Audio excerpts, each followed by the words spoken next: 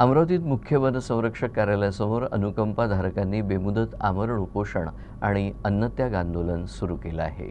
अमरावती जिल्ह्यातील 11 अनुकंपाधारकांनी हे आंदोलन छेडलं असून गेल्या अनेक वर्षांपासून शासनाकडून फसव्या आश्वासनांची मालिका सुरू असल्याचा त्यांचा आरोप आहे.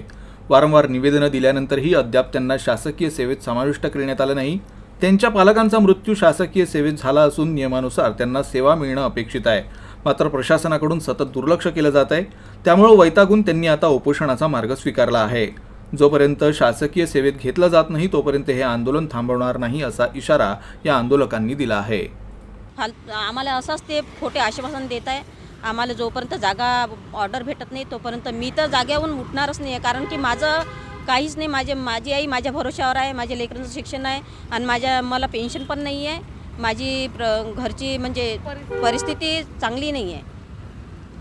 आमचं पुढचं पाऊल हेच आहे. आम्ही इथून उठणारच नाही आहे. आमचा ठाम निर्णय उपोषण म्हणजे उपोषण. पण यांनी आम्हाला आश्वासन दिलं होतं की तुम्ही आम्हाला वेळ द्या, आम्ही तुमच्या मागण्या पूर्ण करतो. पण त्यांनी वेळात आमच्या मागण्या पूर्ण केल्या नाही, म्हणून आम्हाला पुन्हा उपोषणावर बसण्याची वेळ आलेली आहे. मी टोटल 11 लोक आहोत.